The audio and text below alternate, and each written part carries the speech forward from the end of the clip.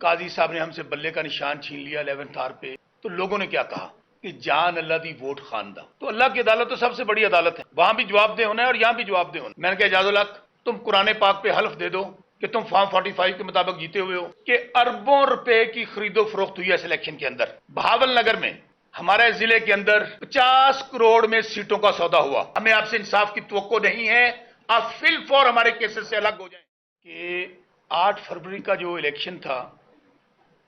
اس کو ہر حربہ استعمال کر لیا گیا تحریک انصاف کے خلاف، پارٹی توڑ دی گئی، پریس کانفرنس کروا لی گئی، کہا گیا کہ عمران خان از ہسٹری، قاضی صاحب نے ہم سے بلے کا نشان چھین لیا 11 آر پہ، ہم سے لیول پلینگ فیلڈ چھین لی قاضی صاحب نے، ہم سے جو آروز جو نمونے دیے تھے، میں آروز والے نمونے وہ ہمیں قاضی صاحب نے دے دیے، اور سب سے بڑھ کر الیکشن کمیشن نے جو ہمیں نشانات دیے، کسی کو گاجر، کسی کو مولی، کسی کو جوتا، لیکن ٹیلی فون بند کر دیے گئے، انٹرنیٹ بند کر دیا گیا، کہا گیا عمران خان ہسٹری۔ تو لوگوں نے کیا کہا کہ جان اللہ دی ووٹ خاندہ۔ 2/3 میجورٹی عوام نے عمران خان کو دی۔ میرا ڈسٹرکٹ بہاول نگر ہے NA 163، اور حلقے میں سابق ڈکٹیٹر عامر جنرل ضیاء الحق جو چیف آف آرمی اسٹاف رہا ہے، اس کا بیٹا،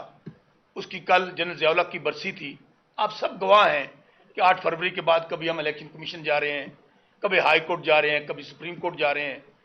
کہیں سے انصاف نہیں مل رہا۔ تو اللہ کی عدالت تو سب سے بڑی عدالت ہے، وہاں بھی جواب دہ ہونا ہے اور یہاں بھی جواب دہ ہونا ہے۔ ہماری تو دعا ہے کہ جس نے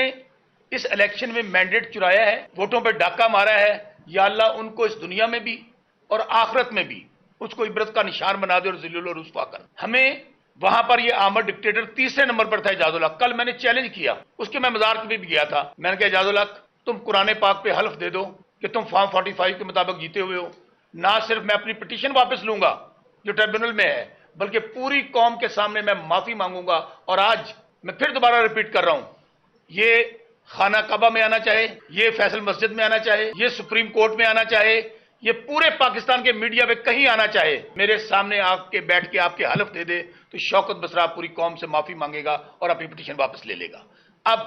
جو سب سے اہم بات ہے، جو دوستوں نے اس کو کیا ٹچ نہیں کیا، مولانا فضل الرحمان اچکزئی صاحب، ابھی میں مینگل صاحب کی ایک پریس کانفرنس سن رہا تھا، انکلوڈنگ جاوید لطیف جو مسلم لیگ نون کا ہے، انہوں نے کہا ہے کہ اربوں روپے کی خرید و فروخت ہوئی ہے اس الیکشن کے اندر۔ اربوں روپے میں بلوچستان کی اسمبلیاں خریدی گئی ہیں، سندھ اسمبلی خریدی گئی ہے، اور جاوید لطیف نے تو یہاں تک کہا کہ شیخو پورہ کی 4 سیٹیں ہماری ایک ایجنسی جو بڑی ریناؤڈ ایجنسی ہے، ان کا نام لے کے اور ان کے افسر کا نام لے کے جو لاہور میں تعینات ہیں کہ 90 کروڑ میں ایک سمگلر کے ذریعے وہ 4 سیٹیں خریدی گئیں۔ اب آپ کو میں جس بات کا نہیں شاید میں وہ بتاتا ہوں، بہاول نگر میں ہمارے ضلع کے اندر 50 کروڑ میں سیٹوں کا سودا ہوا، اور اگر میں یہ کیلکولیٹ کروں جو لیاقت چٹھا نے بیان دیا ہے، اس کو پتہ نہیں زمین کھا گئی ہے،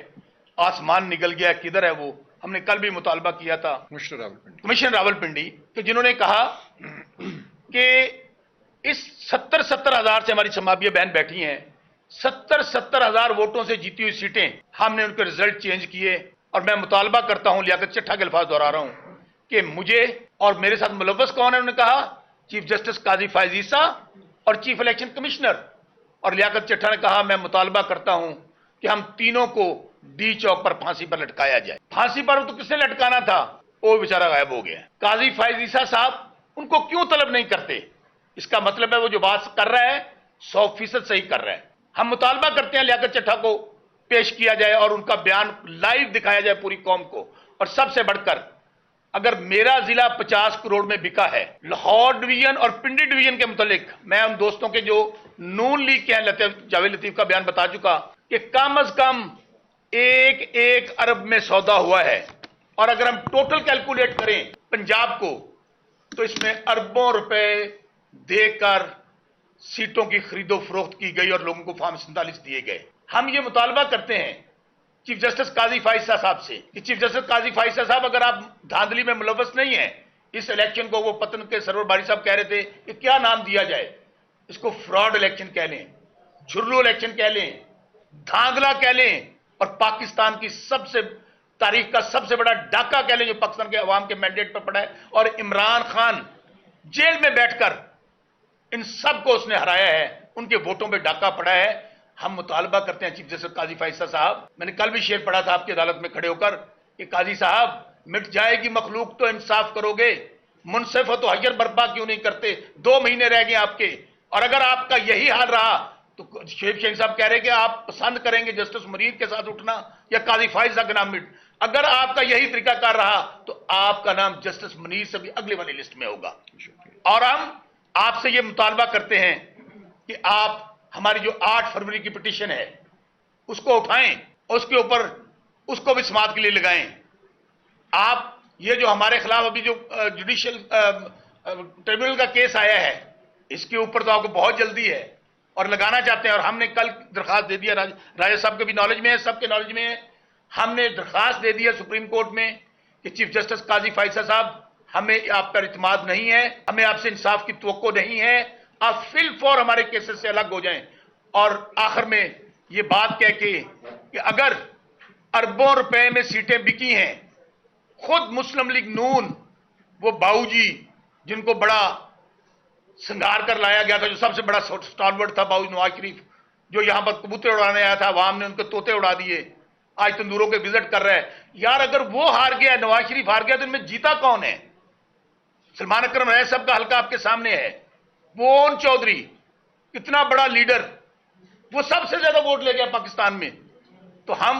میں بات کو مختصر کرتے ہوئے اپنے حلقے کا ذکر کیا کہ اگر سابق آمر ڈکٹیٹر جنرل ضیاء الحق کا بیٹا جو 50,000 سے خان کے سپاہی سے ہارا ہوا ہے اس کو فارم 47 دے دیا، اربوں روپے میں خرید و فروخت ہوئی، تو خدا را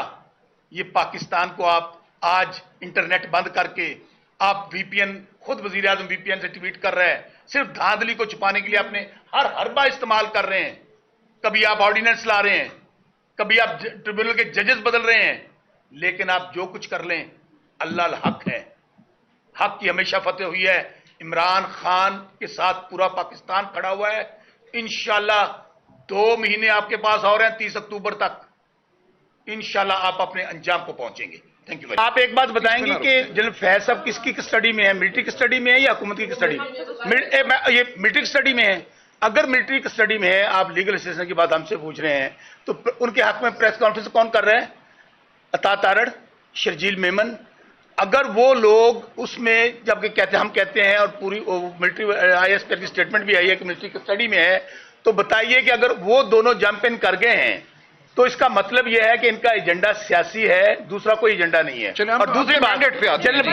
جنرل باجوہ سب سے طاقتور اور اختیار والا آدمی تھا، وہ کہتے ہیں کہ وہ ان کے گھر میں میٹنگز ہو رہی ہیں اور جنرل فیض کر رہے ہیں۔ چلیں